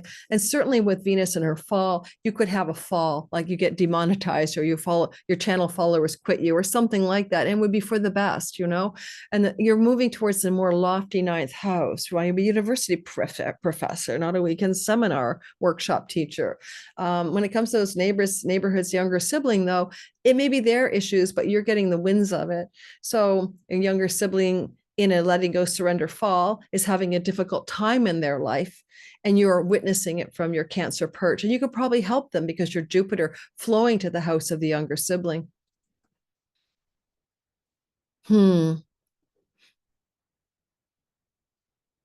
Venus rules the house of homeland and property. And if a fall happens for an aunt, uncle, cousin, niece, nephew, or younger sibling, it may indicate that sibling, niece, aunt, uncle, cousin may move in with you, or you may move in with them, but likely the other way around. So keep that in mind, just temporarily, perhaps. And total solar eclipse here. New beginnings in writing projects or endings of existing writing projects. Venus is a very detail-oriented artist. She's the fine print. Maybe it just means letting go of the writing project as you hand it over to the editors and the copywriters, and someone else is taking it over. And that's not as bad as it could be, right? And it could play out 6 weeks before September 21st and up to a year after. And then, the Lord of the eclipse, Mercury, is in the house of home and property during this eclipse. So again, some of it has to do with neighborhoods, neighbors, property, maybe sibling, aunt, uncle, cousin, and massive change in the year that follows this eclipse. Finally, at the end of the cycle, September 18th and 22nd, we get a beautiful kite in the sky, held first by Mercury in the home and property land house, then the sun following up, lifting you to the top of the sky. Career success from things you do in the home, greater wealth and career success from things in and from the home, or amazing success in getting your dream property through mortgages and property sales and completions and financing and brokers and monies. 8th house Pluto and Uranus. Are you not sure some of you are going to move to a foreign country? But massive electric currents of money money and revenue generated from far off foreign shores, making you rich as you put something into the career space from something you communicated and created from your home. You could have a massive career liftoff in something, and it's going to be very financially lucrative. Neptune says, I'm at the top of the sky, making you look very imaginative, very creative, very artistic. And Mercury and Sun in Libra activate a 4th house kite. So it's career success from home-based things, but it can bring wealth. Uranus is in a trine to Pluto.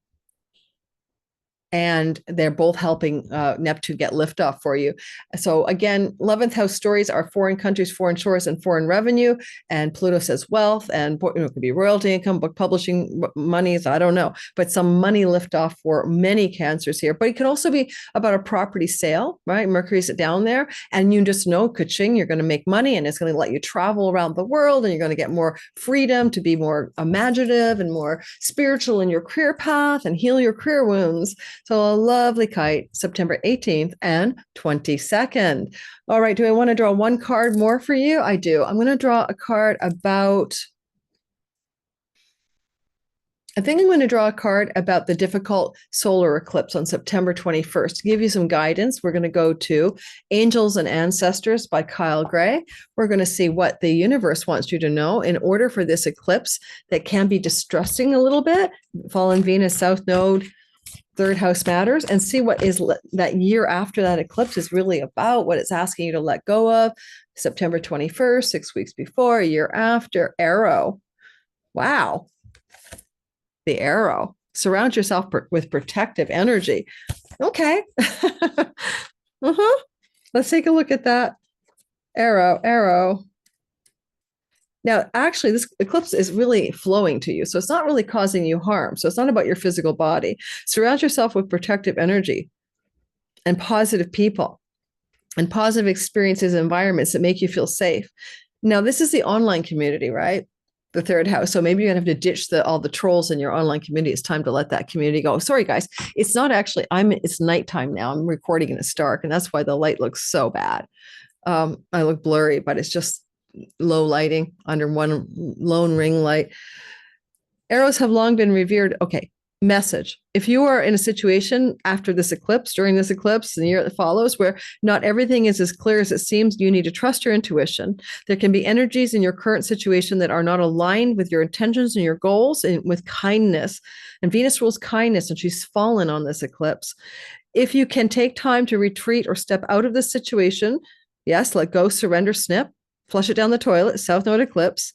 To assess what is going to be beneficial for you, do so. In any event, it's time to call on the energy of protection and place yourself in a space that feels safe. I don't know. Looks like the eclipse could have you change your neighborhood, ditch your online social media world, complete and finish a writing project and pass it on to some minutia person like Virgoian Venus editor. But that's what I got for you. It's the arrow. Finally, we're at the last quarter of 2025. The last quarter is what I'm calling it's a wrap. It's a wrap up party. The reason it's a wrap up party is everything going on in the last quarter is just kind of reminding us, minus the Mercury retrograde, of what we've already been talking about. Let's get started. Yeah, I had to put a coat on because it's cold in Vancouver in October, November. All right, so let's get talking about your next story. It is going to be a part of the sky. Oops. Forgot to put my sheet up for you guys. October 13th, Pluto goes direct. Remember, he went retrograde May 4th. Anything to do with your long-term range monies you share with a spouse, inheritance monies, bank loans, mortgages, investments, that kind of money, things are going forward. You went deep, you excavated, you might have done some forensic accounting from May the 14th. You might have had to deal with inheritances from the past. You might have excavated money stories with your spouse. And now you're moving backwards, or royalty income. You had to go back and look at it. You had to revise and rethink it. Now you're going forward on October the 13th. Yay, go forward and make some adjustments as needed through to the end of this year. October the 22nd, we saw the Neptune retrograde slides back into from the 10th house, your 9th house. So there's no more like revise the career story. Now it's like October 22nd. Okay, your focus is 9th house. You're looking at those foreign lands, visas, judges, legal matters, academic matters, professors, spiritual teachers, and all of that. That's what Neptune's sliding back into as of October 22nd. And that's where your attention goes. But when he goes retrograde, he shows you what you didn't see before. He's very revealing of things that you need to see that are more realistic. So October 22nd to December 10th, because that's when he turns around. That's when you're kind of like peeling back the layers. Is that the university for me? Or is that professor, teacher, spiritual guide, my guide? Is that foreign land visa process really the one I want? You're just going to really kind of getting more realistic here, because Saturn's also doing the same thing with Neptune. So a lot of realism, sober-minded realism around 9th house matters. I mean, you could have studied with a teacher or guru, and all of a sudden you're looking like, oh, this person's not my person, or this shaman is not my shaman. All right, red tape is there, bureaucracy. And you're like, now it's being peeled back, the layers of the obfuscation and the bureaucratic, governmental, legislative red tape that you're plowing through as Neptune retrogrades in a house of legal and legislative matters. So there's kind of like Saturn and Neptune are like a realistic peeling back of confusion to see what's true and real and what you can do about it. Maybe your lawyer's plan sucks, and you're going to look again at, the legal story so you can find the better guidance, or the visa application process, or the university application process, or things like that. So there's just a turning around, going backwards until, Neptune retrograde until December 10th. So October 22nd, December 10th. It's not what you do to go forward. It's how you perceive it more clearly. October the 23rd, Jupiter will square Chiron. And then again on December 21st, you say yes. You say, thank you, Jupiter, because you've been dealing with a Chironic wound since 2019 about your career, about your purpose, about your path, about how you may have drawn in professional teachers, which is a good side. And you may be seen as a healer, guide, to teacher to others, because that's a Chironic reputation. But you're also wounded there. It's like, sure, you're everybody's best guide, mentor, teacher, but you don't feel like you're in your grooves. There's something off and you're not sure why. So Jupiter brings the answers, right? He's the guy who has the gnosis, the knowing, the wisdom. And he's directly squaring Chiron on October 23rd. And then when he's retrograde, December 21st, he's doing it again. So it's two touch points where you're receiving a huge blessing from Jupiter to really be able to know and understand and be wisdom oriented toward what it is you desire in your career path. I just thought that the whole thing just made a jig and jag. Please don't let my internet go out in the middle of this recording. Stapling this together is a disaster. Okay, I just saw like my whole face go wonky there. Please do not lose internet. Then moving into the next story, November 9th, retrograde Mercury, the third retrograde of the year in Sagittarius, fire sign, but backing up into Cancer, your sign. Money and you and money, resources and you. Mercury will retrograde. You need to revise, rethink your money and resource matters. Money is, did I say money? I'm sorry. Oh, children. Mercury retrogrades in the house of your children and your love and your romance and your creativity and your entrepreneurial endeavors on November the 9th. And he backs all the way up into Scorpio. So let's bring this into a story for you. Oh my God, I'm losing my mind. I cannot fix this for us. It's your sixth house of work. I don't know what's wrong with me. You have to imagine how long it is when I sit down here for hours and hours and record these videos that I do get like, what is it, giddy? So sorry, guys, you're at the end of a recording day. No trolling, please. Let me fix the problem. November the 9th, 6 degrees Sagittarius, your sixth house of work.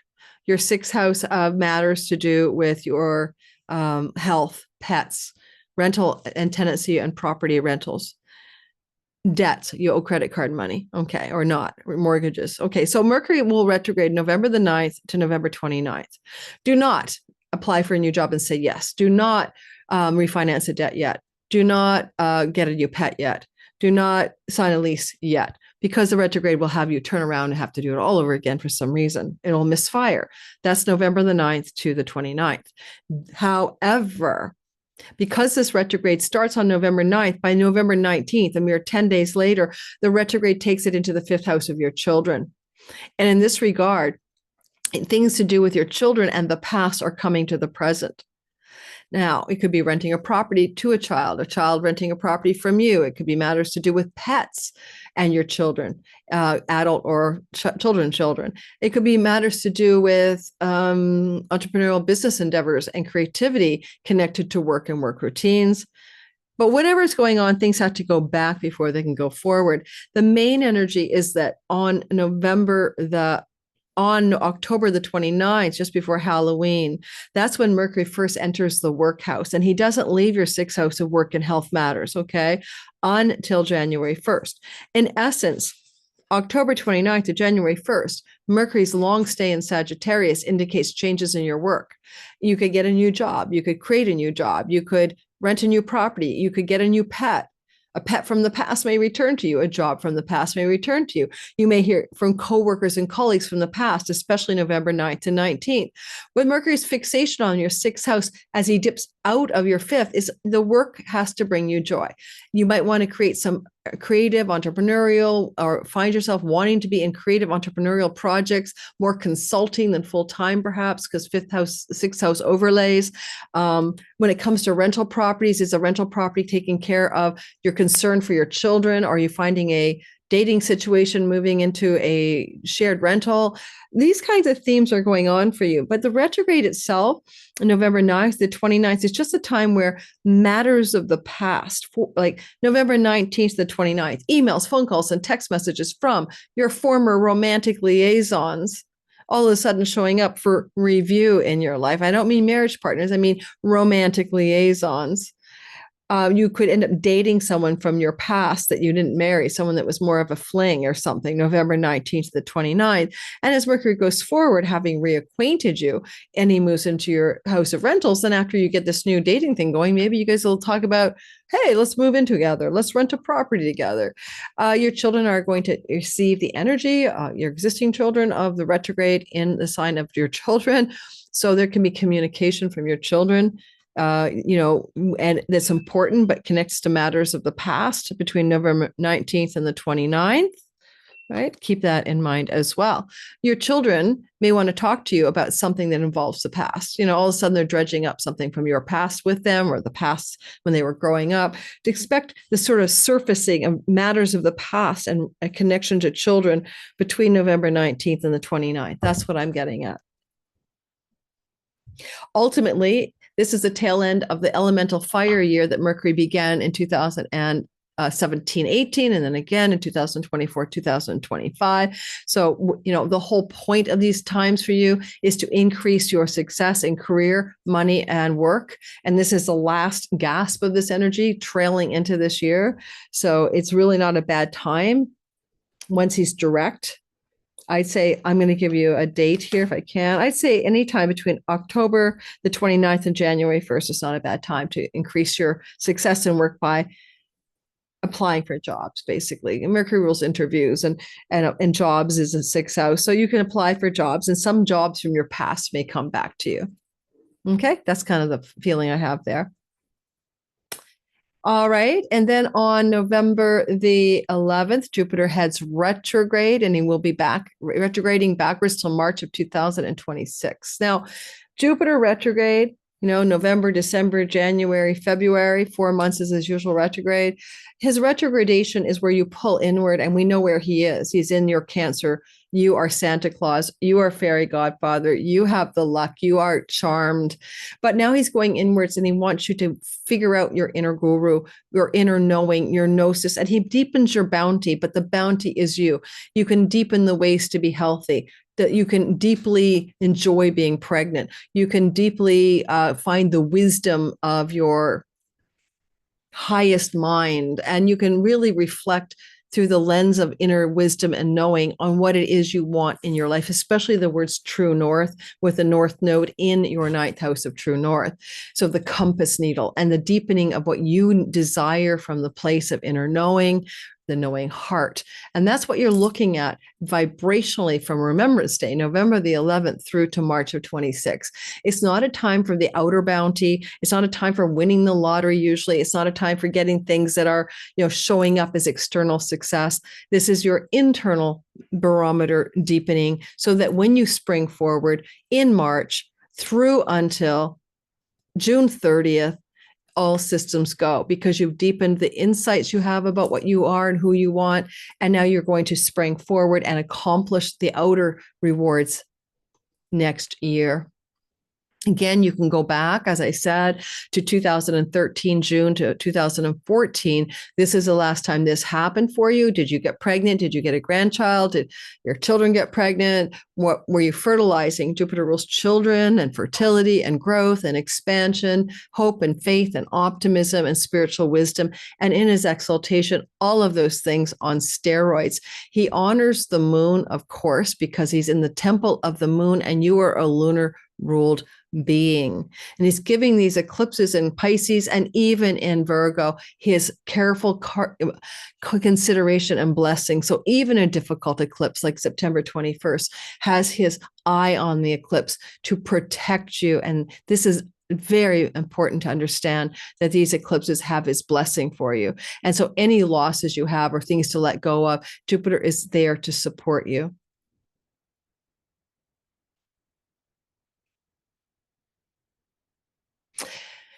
Now, November the 27th, November the 27th, Saturn will head into direct motion.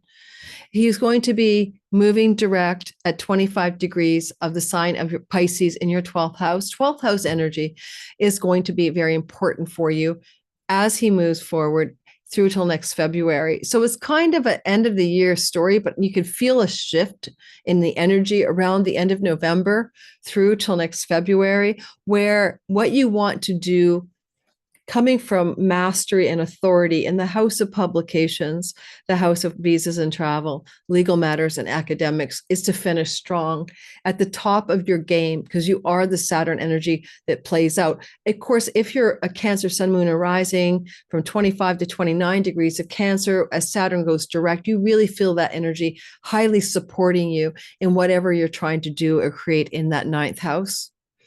I mean, for anyone who's in the book publishing industry, you could have this as being the grand finale, the rollout of your book, the acceptance by the best publisher possible, the final something or other up here.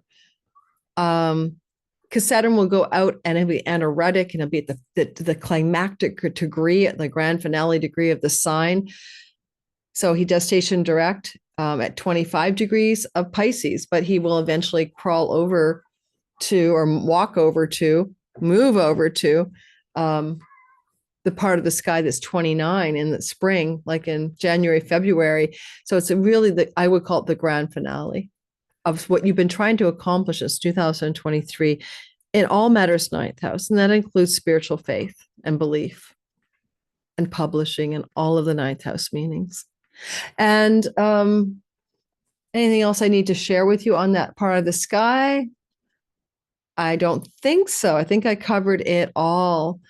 So the last thing I want to do for you is draw one more card. I don't do that for everybody, but I do feel called to draw an animal spirit card for you. And the reason is that this Jupiter transit through the house of you, trining the North Node at the end of the year, Saturn goes direct. It's really speaking to me of a once in a lifetime alignment with purpose, in a kind of way that you were not able to do before. I cannot imagine what Saturn Neptune will do for your career, especially as a team throughout 2026, 7 and into 28. And this is kind of a defining fall of 2025, where because Saturn moves direct and he's with the North Node and Jupiter is in the house of you, and Jupiter will head into direct motion, as I mentioned, and Jupiter will head into direct motion in March 10th. You kind of finish everything up. This is it. This is your last chance to align with true north. And this is important because Chiron in the house of your career and purpose ever since, even reputation. Maybe you had a chironic wound to your reputation. Kamala Harris just lost the election here in the United States, where I'm in Canada, and she's got Chiron transiting Saturn in the house of her reputation. So maybe you had some really big slams to your reputation as well, where you felt wounded by however others have perceived you. And now Chiron is asking for the profound end of that story. And by 2027, he's done. But there's something about Saturn going direct with the North Node in attendance and Jupiter in the house of you, tarantula, that you're trying to understand about what this is for. It's deeper than the fall. It's deeper than November 27th through to next spring. So it's about the tarantula. Let's see what this book says, guys. You get a fourth card. No one else, I think, got one. Tarantula. All right. I love this book. This is Kim Kranz, The Wild Unknown. Here we go. See if this doesn't resonate for how you want to finish strong in 2025, because you have now become aligned with your true north. You are at a crossroads and you can't make this stuff up. You are at a crossroads and you are claiming life's purpose. That's the ninth house meaning, the purpose and meaning of life, Dharma. The tarantula represents a moment when a great decision must be made. All right, so it's going to ask you in the fall to be decisive and to make decisions. And don't forget, you started the year with that Mars transit, January to April, to get your decision-making power up in action. And you're Cancer, so you make emotional, empathic, and intuitive decisions, just so you know. The tarantula represents a moment when a great decision must be made. It involves prioritizing your life's deeper purpose or dharma.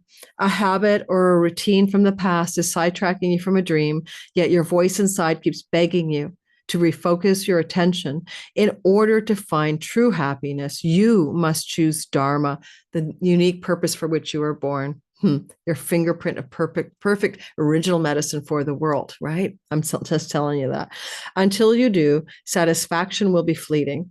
The tarantula hovers patient and calm like an old friend that knows your inner soul. It already knows that you will choose wisely. So when you're in balance with this energy that the sky is opening up most powerfully for you at the end of November, that runs through to March of next year, you are following your intuition. Yes, because Cancer, you are a water sign and you operate on inner flow, intuition, creativity that comes from this empathic, intuitive knowingness. Follow your intuition. When you're out of balance, you hesitate and you over-intellectualize. And to bring yourself into balance is daily journaling. So with the daily journaling thing, I'm going to make a suggestion for you. I don't know if you've ever heard of The Artist's Way by The Artist's Way by whoever. Just Google it, because that kind of free association journaling is extremely powerful for you. See, you run on water, and water is that free flow and that intuition energy. And because you've been dealing with that Neptune transit through the water sign, right? The energy of Pisces. Hopefully some of you have learned the power of free association journaling by now, or channeling. You could be channeling, for goodness sakes. But if you're not channeling or not journaling or just letting the intuition flow, Neptune ninth house isn't done yet this year, doesn't finish fully till February of next year. You got Jupiter, the wisdom guru in you. God, you could channel an ascended master, for gosh sakes. My advice for you, not just at the end of this year, But all of this year, before Neptune finally leaves in February of 26, your ninth house, is to do some free association journaling and try the artist way and do the morning pages and see what you get from that. Because I have a feeling that could be a really good guide compass to you, this true north, Dharma, original medicine that you're here to give the world. And because you tuned in, you are available to give your gifts generously to all of us, because Jupiter is giving you that. You know, Jupiter trining the North Node hasn't happened in this lifetime for you. Well, you're having Jupiter in the house of you trining the North Node. So in that regard, it's an exceptional time, no matter how old you are, for you Cancer risings, especially Sun and Moon as well, to tune into the truest purpose for which you are here. I have no idea how long we went. I lost track of my chronocator. I think this is about 2 hours. Everybody gets on a video that's close to 2 hours, up to 2 hours, or over 2 hours. I hope we did serve you well, Cancer, in this almost 2 hours video, but that's what I've got for you. And that's what I have to say. I have nothing else to add. Don't forget, 2025 is your Dharma alignment year, and you're moving into true purpose. It's one of the many, many meanings of this year, but that's a big one for you. Ciao, and I wish you the very best in 2025.